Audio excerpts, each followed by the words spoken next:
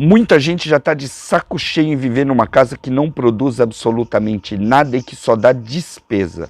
Para isso, começam a procurar propriedades rurais ou propriedades um pouco maiores. E então vem a pergunta: qual o tamanho que essa propriedade tem que ter para quem quer ter uma vida um pouquinho mais livre do sistema?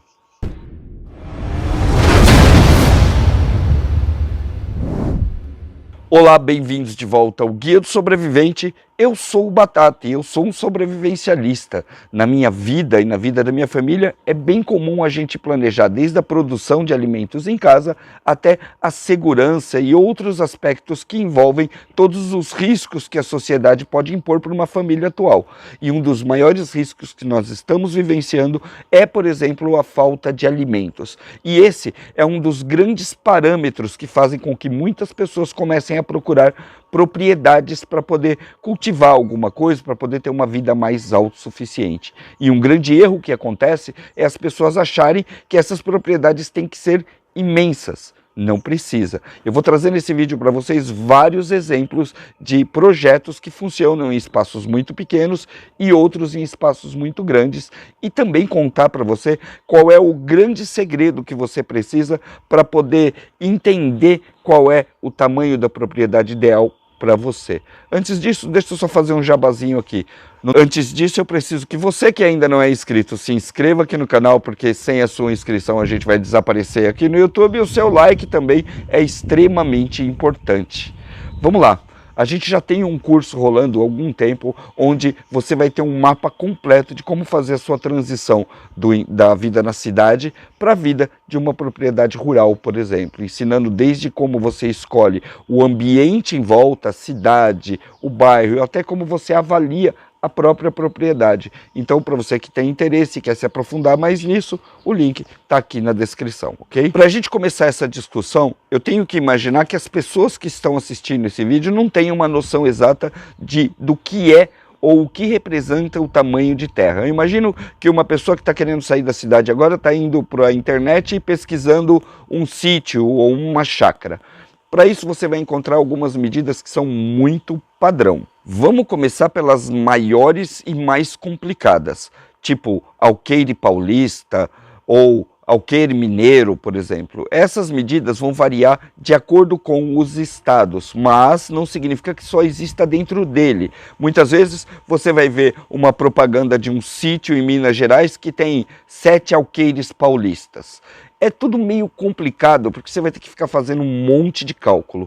Então, para melhorar isso tudo, eu vou trabalhar com hectares. Hectares são 10.000 metros quadrados. Se você quer uma referência visual, é um campo de futebol oficial. Quase isso, ok? Porque os campos de futebol podem ter uma variaçãozinha, mas basicamente um campo de futebol oficial tem 10.000 metros quadrados e ele corresponde a 1 hectare. Logo, outra medida que é muito comum de se achar, principalmente se você for estudar a autossuficiência, é o acre. O acre tem uma medida muito similar a meio campo de futebol. E em todas as publicações que você vai ver, principalmente nas estrangeiras, quase tudo é medido em acres quando a gente fala de sítios e chácaras, ok? Por que eu estou falando do acre? Porque quando o pessoal começa a pesquisar construções remotas ou vida off-grid, você vai ver que lá fora, principalmente entre os americanos, ingleses e outros, se falam em acres por terra. Então não se usa o hectare. O Brasil é um país gigantesco e é óbvio que a gente vai ter padrões de medida muito maiores que o dos caras lá, que não tem tanta disponibilidade, principalmente na Europa, ok? Então é legal que você conheça o acre para poder entender como são feitas essas medidas nos livros e nas publicações, e o hectare para você poder comprar a sua terra aqui no Brasil. E antes da gente começar a falar sobre o tamanho da propriedade e suas capacidades, você tem 2 perguntas para responder. E eu espero mesmo que você coloque aqui nos comentários a sua resposta. Primeira é: com qual finalidade você quer essa propriedade? Você quer a autossuficiência total, por exemplo, ou você quer uma propriedade focada em sobrevivência, para garantir, por exemplo, o básico para a sua família? Depois, uma outra pergunta que é crucial: de onde vem a sua fonte de renda? Você vai trabalhar só na propriedade ou você vai trabalhar fora e injetar dinheiro na propriedade. Porque sim, essa é uma questão muito importante. Você tem que entender que a autossuficiência propriamente dita, você chegar, pegar algumas ferramentas, parar numa terra e viver dela, não existe mais. Você vai ter impostos, IPTU, você vai ter governo e vai ter uma série de interferências que vão cair dentro da sua propriedade de uma forma ou de outra. Você pode até ficar lá por um tempo, mas logo em seguida tudo isso se transforma e você pode até perder todo o seu investimento. Por quê? Porque se você não pagar os impostos e não pagar contas básicas, você vai perder a sua propriedade. Ela pode ser confiscada ou tomada por dívidas, ok? Então, sempre uma cota de grana você vai precisar. Onde você espera tirar esse dinheiro? Você espera tirar do seu trabalho fora da propriedade ou tirar do trabalho dentro da propriedade? Perceba que abre aí um leque totalmente diferente de opções para você poder tocar a sua vida no futuro e escolher o tamanho da sua propriedade. Como sobrevivencialista e preparador, eu elaborei uma teoria que é a do núcleo de sobrevivência. Ela se enquadra em qualquer propriedade de qualquer tamanho, ok? Se você tem uma fazenda gigantesca, você vai ter numa área dessa fazenda, geralmente próxima de onde está a habitação e a segurança, uma área que é altamente produtiva, que é uma área para sobrevivência. Ali você vai tirar pelo menos o básico. Logo, essa pequena área de sobrevivência, esse pequeno núcleo de sobrevivência vai funcionar muito bem, por exemplo, numa propriedade bem pequena. Pois é, os fatores que levam a essa produção de energia, captação de água, você ter um abastecimento de energia solar, por exemplo, não dependem exatamente de ser uma propriedade rural ou não. Qualquer casa pode simplesmente chegar e começar a produzir. É óbvio que casas pequenas vão ter mais dificuldade ou vão requerer mais investimento. Quanto menor for a sua propriedade, você vai ter que investir muito em tecnologia para poder suprir o que você não consegue por extensão de terra. Arquitetos dinamarqueses criaram uma estrutura que ocupa 100 metros quadrados e que produz alimentos para uma família de 6 pessoas. O problema é que essa estrutura como um todo custa 600 mil euros. É isso aí, num quintalzinho de 100 metros você faz ali uma produção gigantesca que vai atender em termos de alimentos, energia e água mais ou menos a sua família inteira. Você nem precisa de uma propriedade rural, só de um quintal ali disponível. Aqui no canal você pode acompanhar a nossa jornada dentro de uma casa de 360 metros quadrados, isso incluindo a casa, incluindo tudo. Lá dentro nós conseguimos uma marca muito próxima dos dinamarqueses, tá? A gente chegou a colher 1,5 tonelada de alimentos naquele quintal. Óbvio que a gente não gastou 600 mil euros para fazer isso. Nesse vídeo aqui em cima, eu mostro para vocês o quanto eu gastei para construir a nossa casa lá, ok? Mas tem um detalhe que não tem preço, e o tempo é um valor que não tem preço. Nós gastamos 10 anos para fazer isso. Só para você ter uma ideia, fazem 2 anos que a gente está construindo o Forte, que é essa base de sobrevivência aqui, e ela funciona numa área de 1.000 metros quadrados, mais quase um acre, mais ou menos, de uma área preservada ali no fundo, de uma área verde que tem recursos. Não podemos negar que tem lenha, tem fruta e tem tudo ali atrás, ok? Mas enfim, basicamente, dentro só dessa área de 1.000 metros quadrados, nós batemos sem uma produção plena, esse número de 1,5 tonelada muito rapidamente. Ou seja, você vai conseguir tirar,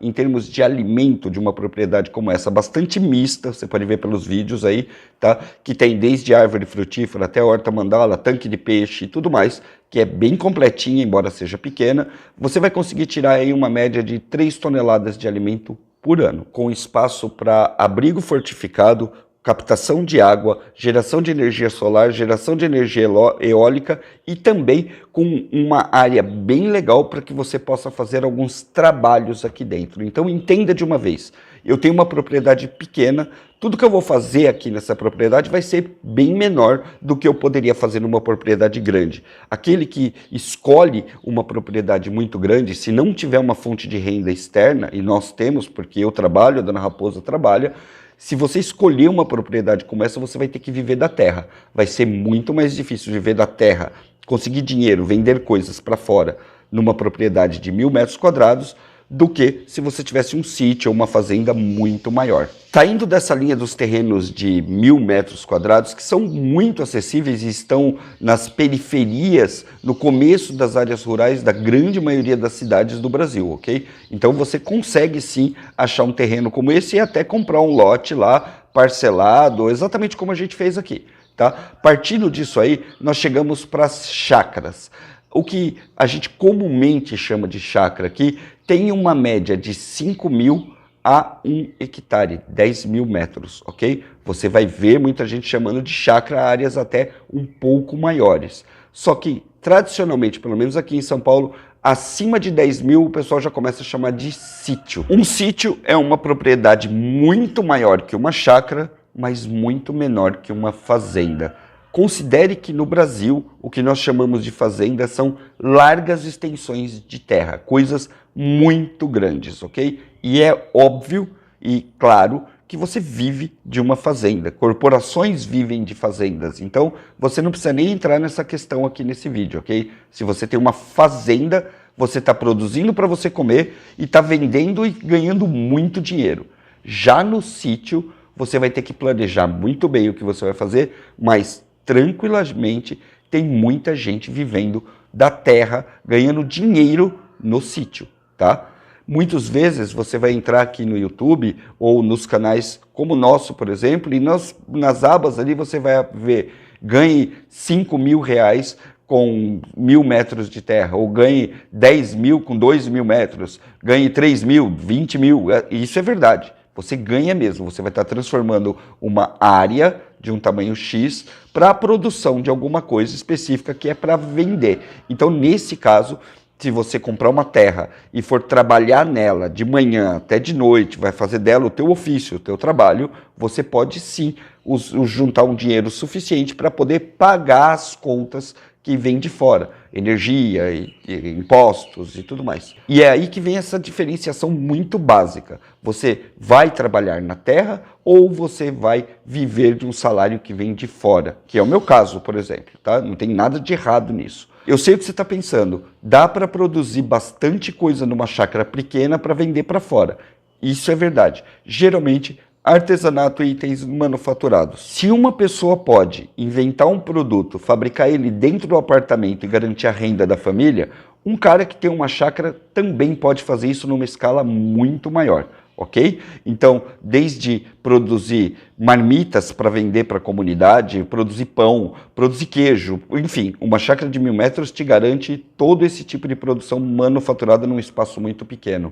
Você não vai, por exemplo, depender da colheita do milho ser vendida para a cooperativa para poder receber o dinheiro que vai fazer a manutenção anual da sua propriedade.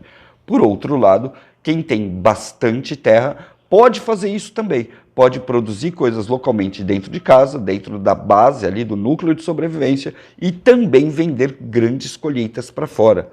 Cara, dá para tirar muito dinheiro de propriedades que são consideradas pequenas, tipo de 1 hectare, 2 hectares, 10 hectares, 20 hectares. Enfim, qualquer propriedade vai gerar uma renda, mas é preciso que você saiba que você vai ter que ter um trabalho gigantesco para que isso aconteça. É trabalho duro e é trabalho braçal. Então, para muita gente que está, por exemplo, saindo da cidade, você tem que entender que você está mudando de carreira e está mudando de profissão. A partir de então, você é sitiante, você é agricultor. Eu estou fazendo esse vídeo aqui para quebrar um pouco das ilusões e fazer com que você tenha um plano correto para a sua vida. Não adianta você imaginar que você vai comprar uma fazenda e que vai largar ela lá. Não vai funcionar para você. Se você quer só uma área para você tirar a comida da sua família, fazer pequenos projetos, garantir a sua sobrevivência, é muito melhor você comprar uma chácara pequena, porque vai te dar menos trabalho e menos gasto. Se você não tiver planos de ser fazendeiro, de cultivar coisas para vender, não adianta você imaginar sair procurando um sítio ou ficar imaginando e fazendo contas mirabolantes, porque vai falhar. Vai ser a maior cagada que você vai fazer, porque você vai ter um monte de terra ali que vão te dar um trabalho gigantesco e você não tem outra opção a não ser cuidar disso tudo. Então comprar para deixar improdutivo e não valer como um plano de vida, não vale a pena. Certo, Batata, eu entendi eu vou fazer um núcleo lá, eu vou colocar minha família ali, e depois vou ficar com aquela terra toda lá. Eu já sei,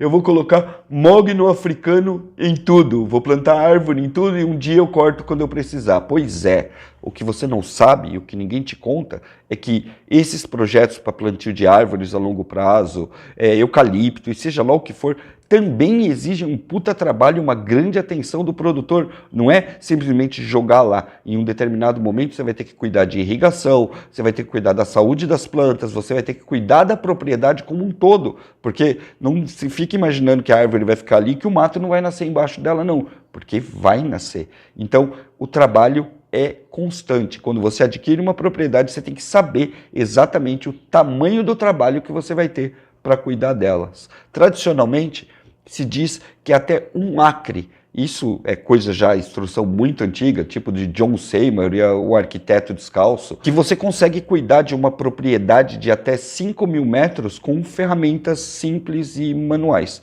A partir de 5.000 metros, aí você já vai precisar de ferramentas mais pesadas. O que ele quis dizer é o seguinte, você vai ali na loja de ferragens e acha pá, picareta, ferramentas comuns, que a gente pode até ter em casa agora. Com essas ferramentas você cuida de uma área de até 5.000 metros quadrados. Acima disso, aí você já vai começar a precisar de motocultivadores, você já vai precisar de roçadeiras maiores e, enfim, peças muito mais amplas. Qual é o tipo de investimento que você quer? Você quer passar o resto da sua vida, principalmente se você já tiver numa idade mais avançada, roçando o terreno? Não, né? Então, nesse caso, é melhor que você tenha uma propriedade melhor, que você consegue gerenciar e tirar tudo aquilo que você precisa para passar pela sua velhice muito bem. Um dos meus planos, por exemplo, é conseguir me aposentar sem precisar pagar conta nenhuma. Eu não quero mais pagar conta de água, não quero mais pagar conta de luz. Então, eu trabalho aqui no Forte, por exemplo, para tornar esse lugar autossuficiente e eu conseguir ter uma aposentadoria mais suave na minha vida. E, sinceramente, eu não me vejo com 70 anos passando roçadeira em áreas enormes. 1.000 metros quadrados se tornou um número muito bacana para mim em termos de usabilidade do espaço que eu tenho. É grande, é enorme, se produz muito alimento aqui dentro, que é uma das metas que eu tenho uma autossuficiência de não precisar mais ir no mercado, e dá para tocar vários projetos menores onde eu consigo tirar até uma grana de fora. E acredite, está meio devagar, mas a gente já conseguiu alguns projetinhos aqui de conservas, de fabricação de licor e outros manufaturados que a gente pode até pagar a mensalidade do condomínio já sossegadamente. É lógico que nós ainda não chegamos naquele ponto de escolha onde a chácara está faturando muito mais do que os nossos salários de fora. Por isso que a gente continua trabalhando fora e injetando dinheiro aqui nos nossos projetos de sobrevivência. Então eu posso falar e mostrar com todas as letras para vocês que 1.000 metros quadrados para sobrevivencialistas é um núcleo de sobrevivência extremamente eficiente. E dependendo do seu projeto de sobrevivência, se você tem uma área de até 5.000 metros quadrados, você consegue cuidar dela nas horas vagas, no meio de semana, nos fins de semana, com bastante trabalho, ainda dá para segurar de boas com ferramentas convencionais que a gente tem. A partir daí, a coisa começa a ficar muito mais trabalhosa para todo mundo. Se você quiser ter um entendimento um pouco maior, imagine meio campo de futebol oficial num pomar, por exemplo. Veja quantas árvores você vai ter ali para tirar fruto, fazer colheita, pegar esse material todo e utilizar na sua casa. Agora, imagine isso de horta, por exemplo. Imagine 5.000 metros quadrados de horta. Meu chapa, é horta profissional, é uma horta que você já pode vender para os mercados locais, que você já vai ter que acordar de manhã e dormir trabalhando dentro dessa horta, ok? Em 5.000 metros, esse meio hectare, você tira 5 toneladas de cana. Você tira mais ou menos 20 toneladas de batata doce. Você produz milho para vender 1,5 tonelada de trigo. Isso é suficiente para você fazer pão por 2 anos ou mais só para sua família e ainda vender um bom tanto no mercado. Olha só que curioso, a partir de 500 metros quadrados você consegue montar completo todos os sisteminhas inventados aqui no Brasil, desde o Embrapa até sistemas de algumas entidades que trabalham com agrofloresta e outros, ok? Você pode criar praticamente todos os tipos de animal domesticado no Brasil em 500 metros quadrados. Inclusive, se seu lance de sobrevivência for mais bíblico, na Bíblia diz que você deveria ter uma vaca e 2 cabras para poder sempre ter leite e poder ter um alimento, um complemento de alimento para as dietas, principalmente daquela época, ok? Você não precisa de grandes terrenos para fazer isso. Em confinamento, você pode ter tudo isso em menos de 500 metros quadrados. A comida, é claro, vem de fora. Você vai pegar capim fora, você vai pegar ração de fora, mas você cria tranquilamente esses animais em confinamento dentro de uma área como essa e ainda sobra espaço para você produzir outras coisas. Um acre, que é ainda um pouquinho menor do que 1 hectare, era a medida padrão para o camponês medieval sustentar sua família e ainda pagar tributos para o lorde. Isso na época medieval que a tecnologia era uma porcaria. Se você investir meios tecnológicos numa propriedade pequena, ela vai produzir ainda muito mais. A nossa ideia aqui não é desanimar ninguém. A nossa ideia aqui é fazer você pensar. Muitas vezes você está sonhando com uma super propriedade, achando que você vai poder levar sua vida normal e ainda ter a propriedade lá. Não rola, ok? Você tem que saber exatamente como a banda toca, até para poder alinhar melhor os seus sonhos e os seus planos. Talvez até esse vídeo tenha te ajudado a entender as dimensões da Terra e você percebeu que você não precisa dessa montanha de terras e tudo isso fica muito mais acessível para você que está aí assistindo a gente. Esse núcleo de sobrevivência, ele pode ser feito numa área relativamente pequena. E a noção desse espaço e do tamanho do que ele produz pode ajudar você a fazer uma escolha melhor e quem sabe até, de repente, o seu plano de se mudar para uma cidade do interior fique ainda muito mais viável, porque você percebe que você não precisa comprar um sítio super caro e que dá para você parcelar aquela terrinha e aí conseguir o que você quer. Valeu?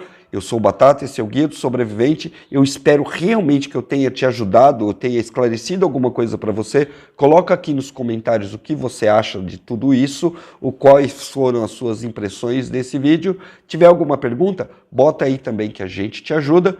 E a gente se vê no próximo vídeo. Deixa seu like aí e se inscreve se você não for inscrito. Até mais.